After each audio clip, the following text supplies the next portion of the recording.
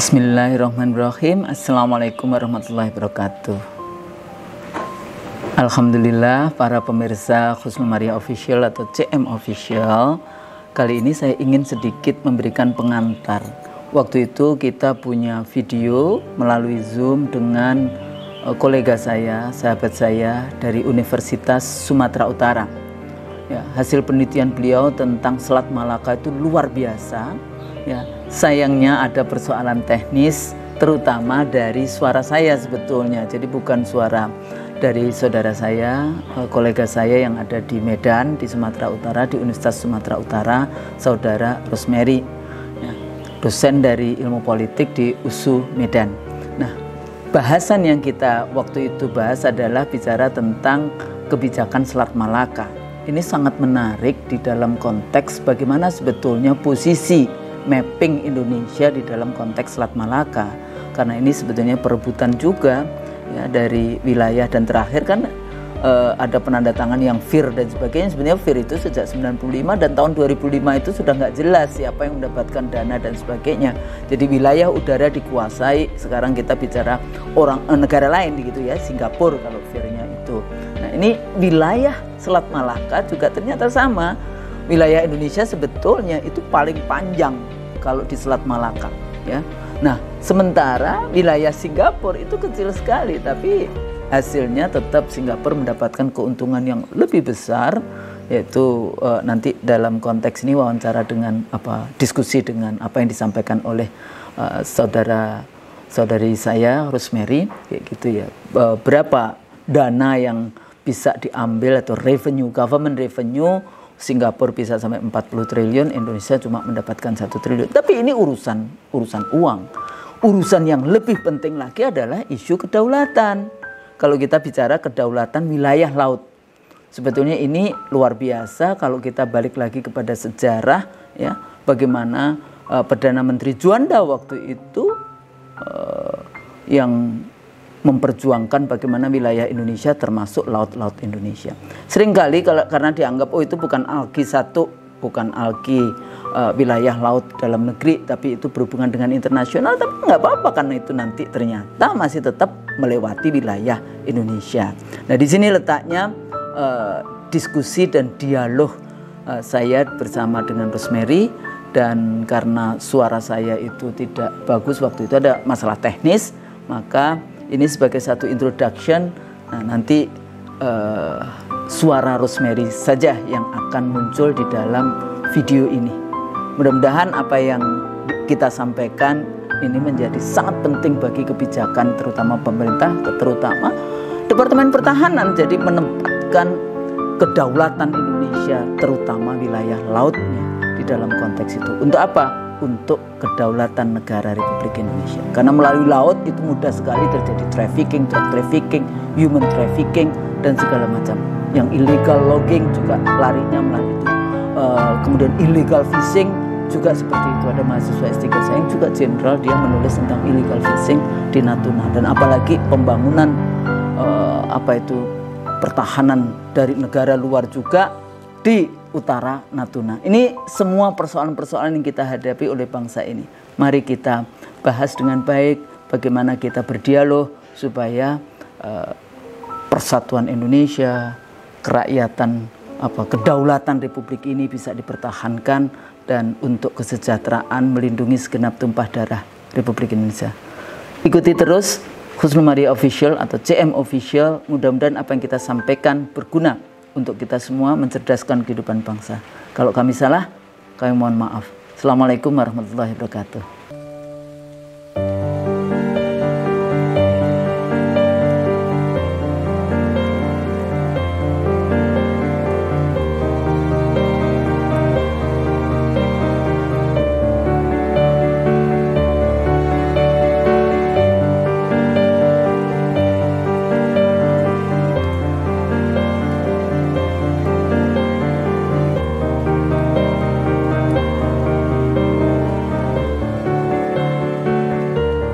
Asia Timur itu umumnya ya lewat Selat Malaka. Kalau dia ambil minatnya dari Timur Tengah, makanya kan sebelumnya sementara di posisi global tahu kan, gerak pendulum ekonomi politik militer global setelah kejatuhan Uni Soviet dan berakhirnya Perang Dingin itu sebentar aja ya dunia ini seolah-olah kemenangan Amerika, ya kan?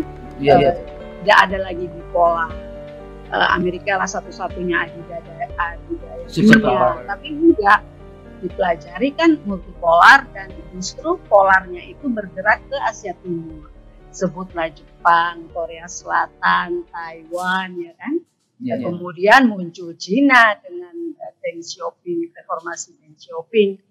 Dan kalau Cina bangkit kan, yang bangkit raksasa ya, dengan 1,3 miliar penduduk.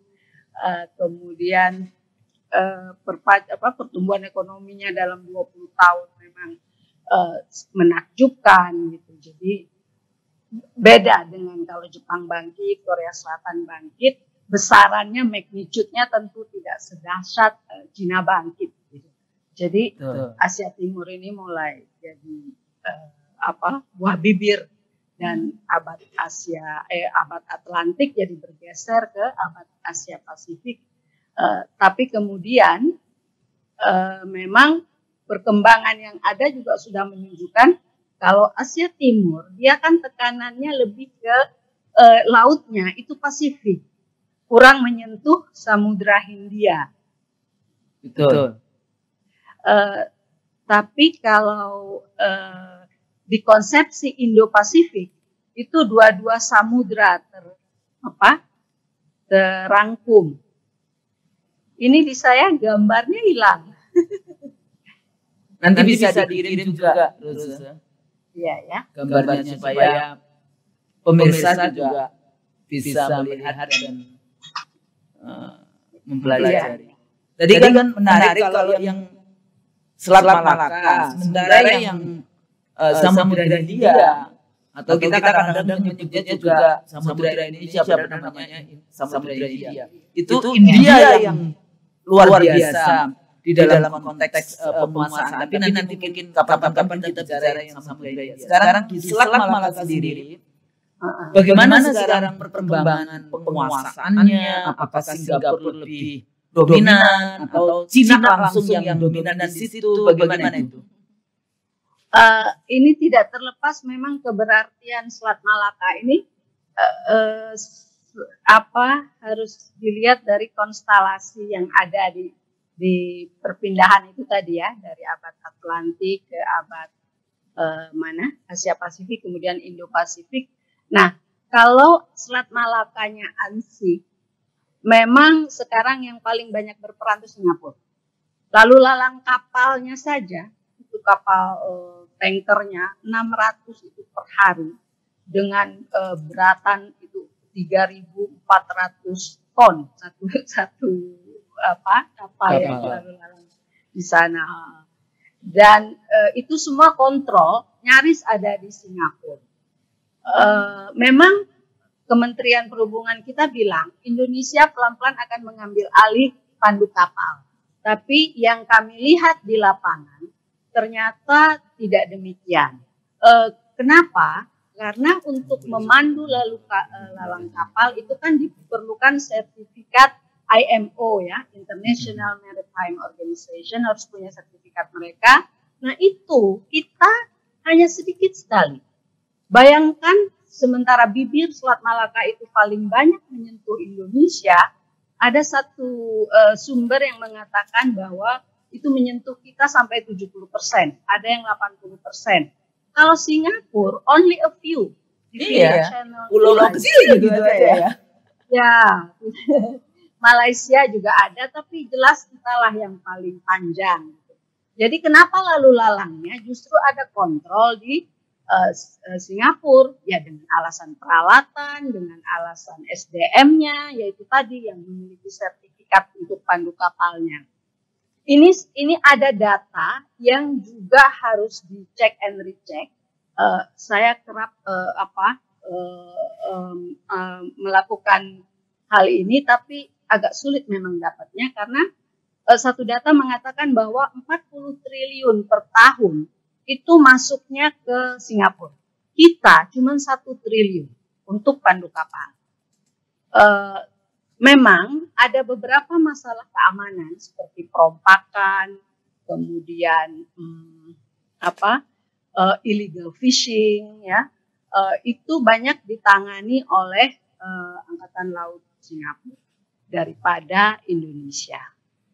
Jadi mereka bayarnya tuh ke sana, memang payungnya ASEAN Maritime Forum, nah, tapi ujung-ujungnya pendirian stasiun pengendalinya ada di negeri Singapura. Itu untuk masalah pandu kapal. Lalu untuk deep sea-nya, kan harus ada sebenarnya. Di bibir pantai Selat Malaka itu kita harus punya pelabuhan dalam. Ini kan mereka jadinya ke Malaysia yang di Tanjung agak lupa sebut namanya tuh yang di Malaysia. Kemudian yang paling besar sih Singapura lagi gitu deep-nya. Kalau di sisi Indonesia nggak ada yang potensi untuk kapal berhenti gitu, yang kayak pelabuhan laut dalam ya. Sebenarnya yang paling potensi itu ada di Sabang, deep sea, dan Sabang ini dekat dengan Andaman kan ya. Jadi satu lagi kelebihan Selat Malaka, misalnya dibandingkan Hormuz. Kalau besaran lalu lalang memang masih Hormuz ya. Tapi Hormuz itu kalau kita lihat di peta, dia itu exposure-nya tertutup selatnya. Kalau Selat Malaka enggak, dia justru ke laut lepas. Dia ke Samudra Hindia, dia ke Laut Cina Selatan gitu. Jadi exposure-nya itu jelas lebih besar kalau Selat Malaka karena langsung ketemu laut lepas, bukan terkunci kayak Hormuz. Jadi kecil, jadi ketemu cuma terusan Suez misalnya kan kecil. Jadi ini sebenarnya peluang buat Indonesia sangat penting. Saya pernah dengar wawancara Emil Salim dengan di podcastnya Gita Wirjawan ya. Kata Prof. Emil Salim, kok bisa sih negara dengan garis pantai terpanjang di dunia setelah Kanada itu nggak punya deep sea, nggak punya pelabuhan dalam, paling nggak di Selat Malaka. Karena Selat Malaka ini juga ALKI 1 dia, alur laut kepulauan Indonesia yang sangat penting. Dari 4 ALKI yang kita miliki, ada Selat Lombok, ada Sunda, ada Makassar. Itu kalau dari segi strategisnya, paling strategis itu ALKI 1. Dan ALKI 1 itu meliputi Selat Malaka. Nah, harusnya di situ kita punya deep sea untuk mengimbangi kapal-kapal yang harus berhenti di Singapura, di Malaysia ya. Port Klang, saya baru ingat Port Klang di Malaysia. Kan kita bisa pakai based on panjangnya penyisiran wilayah yang dilalui oleh kapal. Slop sama sea lane of trade-nya, sea lane of communication-nya, itu yang paling banyak kan melewati Selat Malaka. Selat Malaka yang ada di teritorial kita, gitu ya. Atas dasar poin itu, kita bisa bilang bahwa untuk berhenti logistik misalnya, isi bahan bakar, isi bahan makanan, antara mereka mau rehat 2-3 hari, kapal-kapal itu. Nah, itu bisa di pelabuhan kita. Nah, pertama yang paling potensi sebenarnya itu Sabang. Sabang ini kayak saya katakan tadi dekat dengan Andaman. Tapi tidak terkelola dengan baik, alih-alih terkelola untuk deep sea, kita pernah, kalau tidak salah saya, di era pertama Jokowi, itu Luhut pernah mau memberikan untuk pendirian deep sea ini yang di Sabang ke Cina, ya. Apa dijawab oleh India? Kami tidak setuju. Nah, itu jadi udah strategis pertahanan, ya kan? Karena India tidak mau Selat Malaka ini dikuasai penuh oleh Cina. Karena begini termnya, bukan sekedar investasi, untuk mendirikan pelabuhan, kita tuh punya problem di Indonesia ini kan, kalau sudah kerjasama investasi asing, kita masuk ke dalam perangkap neolit. Indonesia menjadi minoritas dan penguasaan mayoritas itu di tangan Cina. Kan seperti begitu ya pola yang selama ini berlangsung gitu. Cobalah lihat nikel di Morowali gitu. Hulu hilir dengan skema turnkey project semua jatuh nyaris ke tangan Cina. Gitu. Jadi kita takutkan pelabuhan ini juga akan seperti itu. Nah, jadi itu tidak jadi terbangun dan Cina, India bilang, India juga berminat gitu untuk bangun itu. Padahal seperti biasa kalau India berminat, uangnya kan tidak sekencang Cina ya, pemerintah Cina untuk bangun itu. Tapi India punya pangkalan militer di Andaman. Cina jiper juga gitu. Jiper juga kalau sampai, karena Sabang dengan Andaman itu sangat dekat. Jadi ini jadinya masalah security studies jadinya. Walaupun awalnya adalah hitung-hitungan ekonomi, tapi itu biasalah berkelindan ya. Kemudian, nah sekarang yang sedang eksis itu di pelabuhan Kuala Tanjung. Kuala Tanjung ini sekitar 2 jam lah dari kota Medan. Di bawah Pelindo 1, katanya itu deep sea, ya itu bisa di search di YouTube banyak berita-beritanya. Tapi kami untuk ke sana itu aksesnya sulit.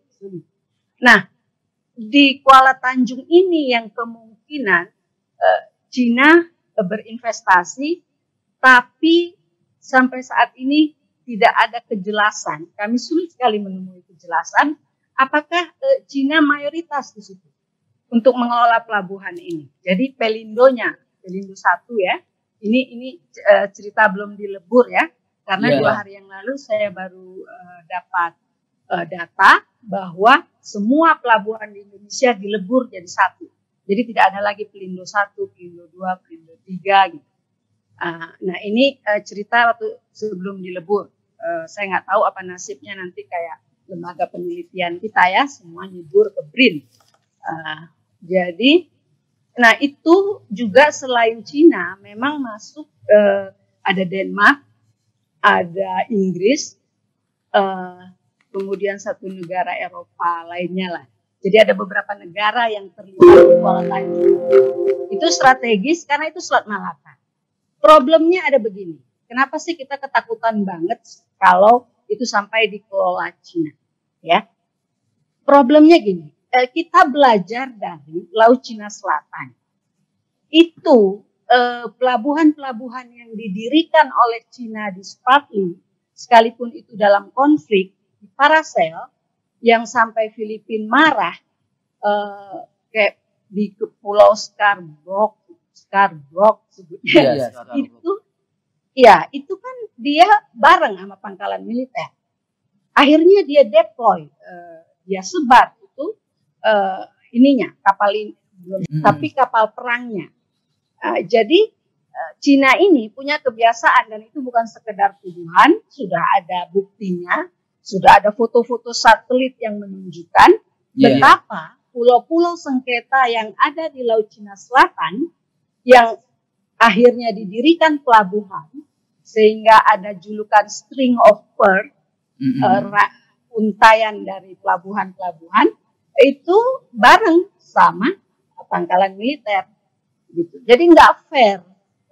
Kita juga takut kalau Kuala Tanjung ini kita serahkan atas nama investasi asing, atas nama obor ke Cina, kemudian itu jadi bareng gitu.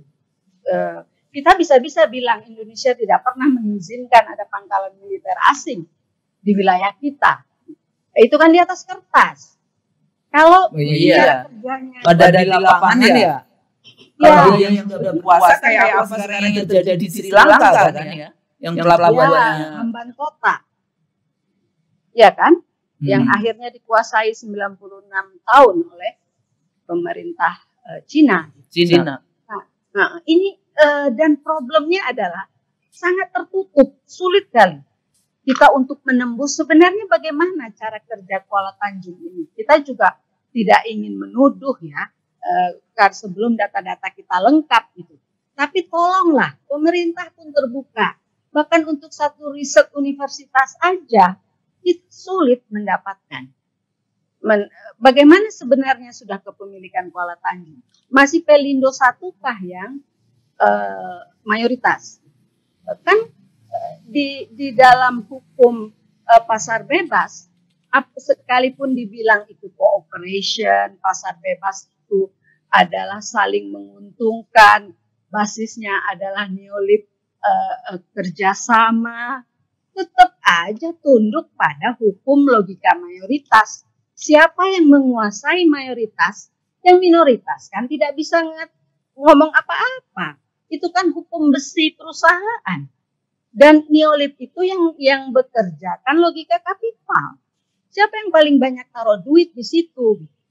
Sementara bagi kita perspektifnya kan beda. Ya kan, kalau perspektif kedaulatan, perspektif keamanan rakyat, keamanan negara yang seperti itu.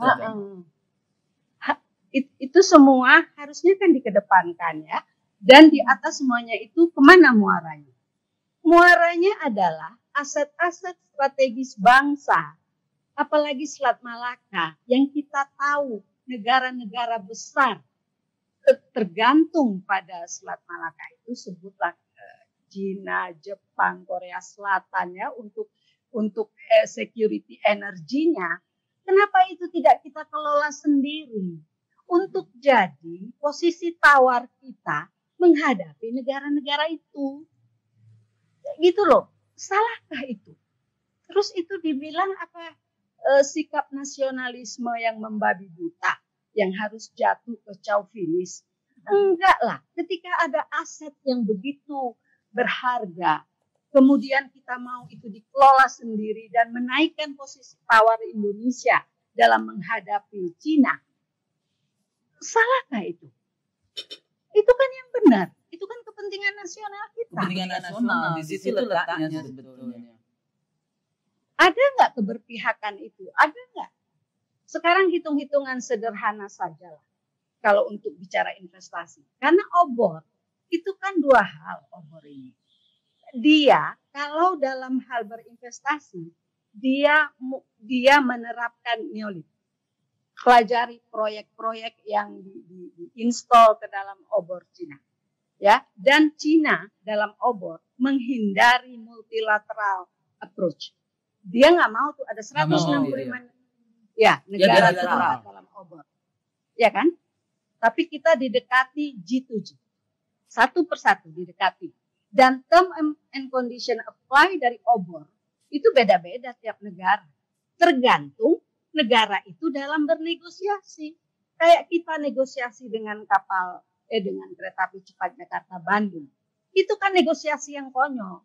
Sekarang naik biayanya dan itu lebih mahal dari yang Iran punya. Udah ada hitung-hitungannya berapa kilometer. Naik nih dananya jauh lebih banyak dari yang ditawarkan Jepang. Itu obor. Tapi kan merugikan kita. Itu loh masalah. Kupasan kita pokoknya masih keberartian Selat Malaka ya, signifikansinya ya. Kira-kira kan gitu ya, kita mau lihat betapa tingginya profil internasional dari selat ini dan betapa pengabaian yang dilakukan memang membuat kita bengong gitu, bengong. Ya Allah, ini negara kok bisa sih mengabaikan aset-aset strategis bangsa yang buah bibir dunia. Kenapa saya berulang-ulang mengatakan bahwa bibir dunia itu memang sejarahnya kan sudah panjang ya. Selat Malaka ini bukan hal yang baru gitu. Walaupun dulu belum di bawah NKRI tentu kan, dan paling banyak itu dengan Malaysia yang lama yang banyak dibahas karena NKRI sebagai satu keutuhan itu kan belum hadir. Jadi dari zaman dulu kerajaan bahkan belum ada kan? Ya, dalam bentuk kerajaan. Nah, tapi yang kita lihat juga semakin ke depan, semakin kita terawangnya kekinian, itu keberartiannya bukan semakin mundur, malah malah semakin tinggi. Kalau kita pernah dengar itu, kalau tidak salah saya Jiang Zemin, kalau nggak Yu Rongzi, ya, pokoknya sebelum Xi Jinping, sampai berpidato dengan judul The Malacca Dilemma. Dia sebenarnya dia nggak punya Selat Malaka, tapi dia berkepentingan dengan Malacca Dilemma. Ya, dan dia ingin menghindari sebenarnya ketergantungan yang tinggi dia pada selat ini. Ini dari perspektif Cina, karena kan bahaya memang kalau dia terlalu bergantung dalam jumlah yang begitu besar, ya. Bayangkan 80% energinya harus lewat selat ini, dan jangan salah, Cina ini kan pembangunan industrinya dengan exposure ekspornya cukup tinggi. Dia harus pacu roda industrinya dengan begitu tajam, ya. Itu energi dalam negerinya. Ada satu riset yang mengatakan sebenarnya untuk roda industrinya itu berputar, konsumsi dalam negeri itu cuma bisa sekitar 40%. Ada memang yang bilang 60, tapi umumnya kisarannya di bawah 50%. Ya, lembaga-lembaga studi mengatakan demikian. Dan lagi yang banyak itu di Xinjiang. Itulah negeri yang dia pusing dengan Uighur. Di situ pula ada cadangan minyaknya, gas. Dan lagi di mana obor bermula. Dari perspektif ini kita bisa mengerti kenapa, walaupun tidak kita iakan, ya, bukan mengerti maksudnya dari perspektif Cina, mengapa dia begitu represif terhadap Uighur, karena itu kaya banget dengan sumber minyak, kaya peradaban juga sebetulnya. Ya, dari segi geopolitiknya dia, ya ampun, ini udahlah, bukan tidak sebangsa dengan dia, tapi punya lokasi yang begitu strategis. Dan obor untuk launching dari lautnya berawal kalau dari negeri Cina kan dari daerah situ, dari Xinjiang. Kalau untuk ininya memang, nah kita ini lagi, aduh udah konyolnya deh. Kita kan launching obor untuk obor itu kan punya tiga site yang dia uruskan, ya. Ada laut, darat, sama jalur kereta api. Kalau darat dia bicara pipanisasi, ya. Kalau dibolehkan, kalau ada waktu, saya juga ingin menyinggung masalah bagaimana Taliban. Jadi sekarang ada beberapa analisis. Saya juga orangnya nih, saya tidak tahu, ya, apakah orang dalam negeri yang nulis, Indonesia, kata dia bilang, jangan sok-sokan lagi pikir Selat Malaka itu penting. Sekarang dengan dikuasainya Taliban, dan Taliban bekerja sama dengan Cina, dia kan bisa tarik pipa gas yang ditarik itu kan dari mana ini, Mbak? Dari titik kontrolnya, dari titik kontrolnya di Iran, itu kan masuk melalui Afghanistan untuk menuju ke Asia Tengah, ya kan? Tapi itu tolong juga dipahami. Jadi Indonesia jangan petentengan lah bilang penting kali Selat Malaka buat Cina. Cina udah menemukan alternatif. Enggak. Dari riset kami membuktikan bahwa kalau pipa itu dibuat, ya, dari dari Timur Tengah, katakan Iran, pelabuhan yang ada di Afghanistan. Ini nampak nggak ya, Mbak? Ini ada, ini di pipanya nih, sudah dibangun kan? Sudah jadi. Tapi daya angkutnya itu nggak ada papanya dibandingin dengan kapal-kapal tanker. Jadi daratan itu lebih sedikit daya angkutnya dibandingkan yang lewat laut. Belum lagi, Mbak, itu ini kemungkinan sabotase. Iya, kemungkinan sabotase. Iya, hari ini Taliban baik dengan Cina. Begitu dia marah sama Cina, ada masalah, dibakar aja satu pipa itu selesai. Nggak bakar, dia katanya cuma sholat, kemudian dilempar dengan pasir, bakar sendiri. Jadi sangat riskan, Mbak, sangat riskan. ya. Jadi yang paling aman adalah luas laut. Nah, dia harus kembali ke situ. Ini juga kalau kalau kita membahas Selat Malaka ini payung payung akademiknya kan geopolitik geostrategis ya Mbak ya. Iya betul.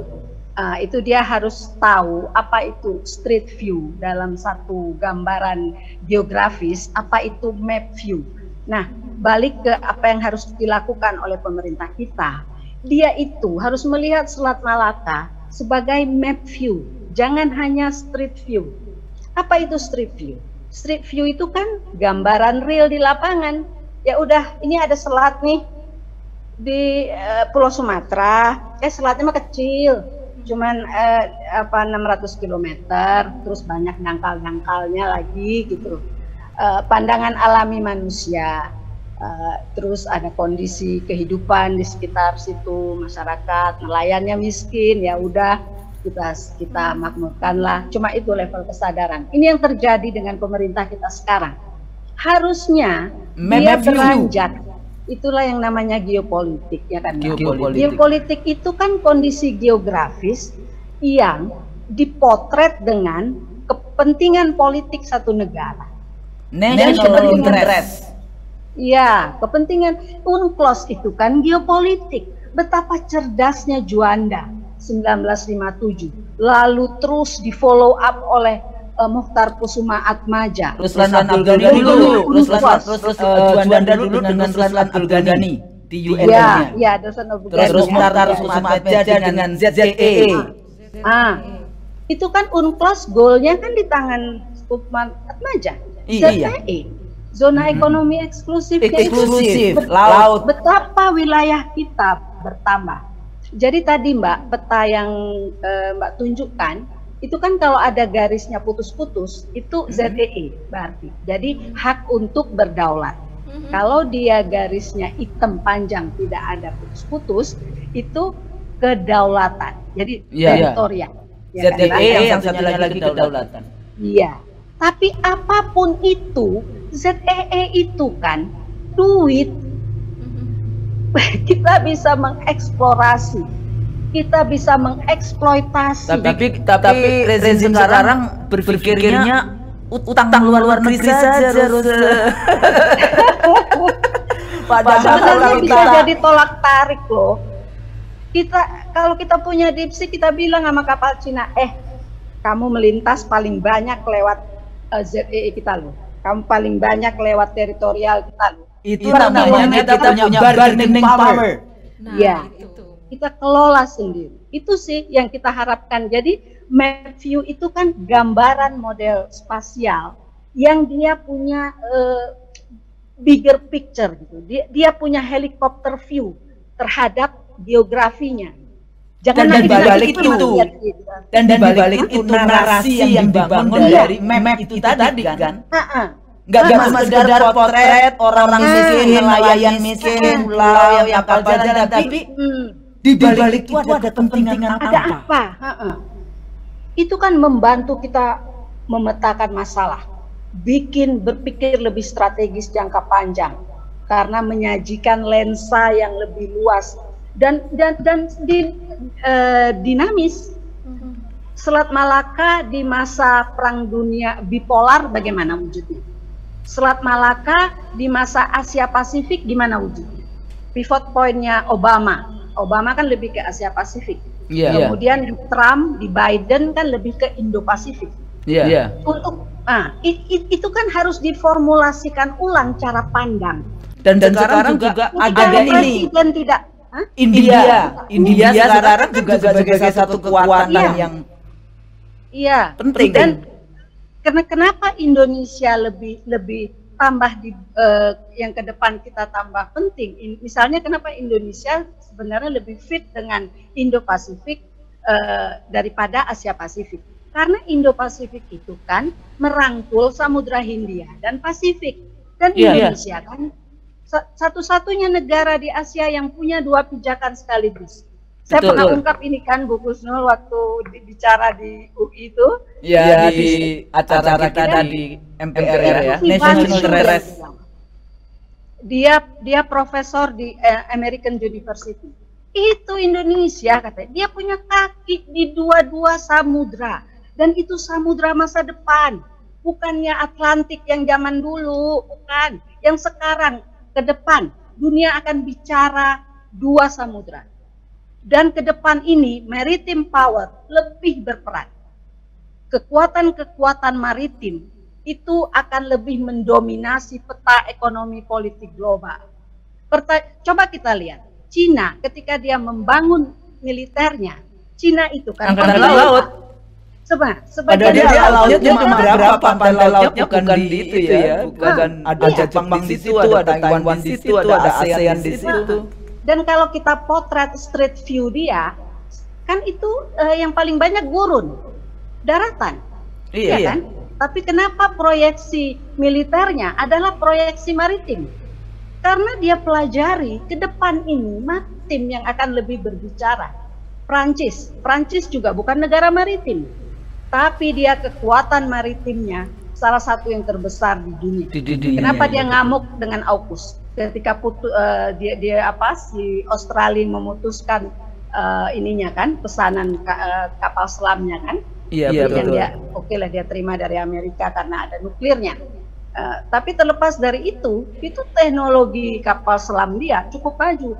Jadi Prancis itu memproyeksikan ke depan. Dia lihat ini ke depan ini maritim, walaupun sebelumnya dia menjajah Indochina juga, cerita sejarahnya kan dengan kekuatan maritim juga. Sekarang ada dua pangkalan militer Prancis di Pasifik. Tidak main-main Prancis dengan kekuatan. Itu kan dulu negara-negara jajahan Prancis juga di Pasifik. Jadi kalau dikatakan bahwa begini juga ya, ini satu apa ya Mbak? Kalau dalam mendekati geopolitik geostrategis, kita memang harus pakai konstruksi, pendekatan konstruktivis ya. Konstruktivis. Bagaimana itu keadaan yang dinamis ini terus menerus dipakai oleh pemimpin-pemimpin negara itu untuk merubah sisi pandang atau melebarkan sisi pandang. Map view itu tadi. Jelas kita perlu presiden yang cerdas, Mbak. Jelas kita perlu menteri luar negeri yang cerdas. Tolong deh menteri luar negeri.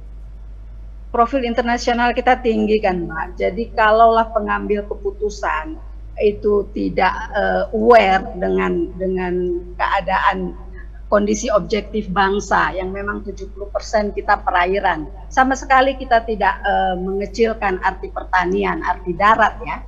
Tentu food security itu kan kita bicara darat gitu, dan tidak ada negara yang bisa selamat dari fail state kalau dia abai dengan energy security, food security tentu. Tapi untuk mengabaikan maritim itu jelas kita tidak punya future. Kita tidak lihat ke depan, map view kita buta, kan menyedihkan gitu.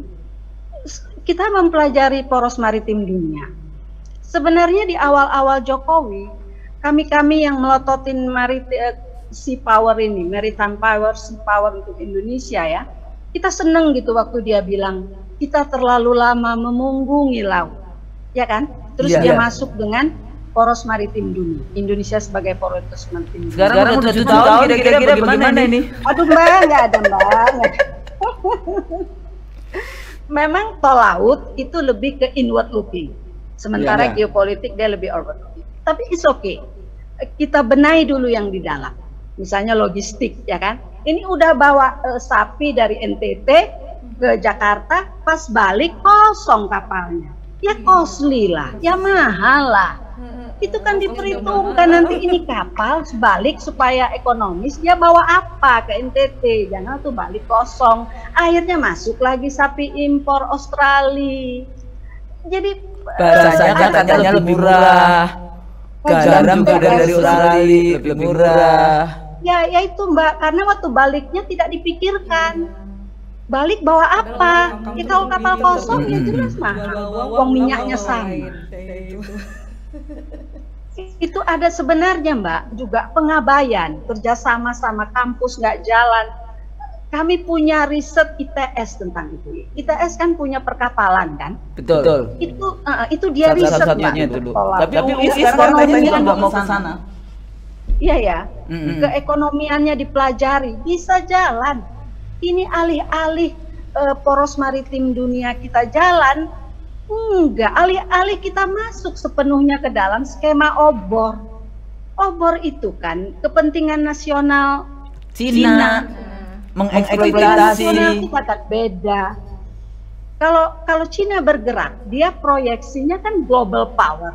Kalau kita bergerak, proyeksi kita middle range power, ya kan? Kita kan bukan superpower yang akan menguasai dunia, middle power aja. Kalau Cina bergerak, itu head to headnya sama Amerika. Kalau kita bergerak, ya kita paling Brazil lawan kita di level-level kita ya. Jadi beda. Terus bentuk geografi kita juga beda. Ya dia memang sangat perlu jalur sutra. Dia sangat perlu itu obor. Indonesia perlu nggak?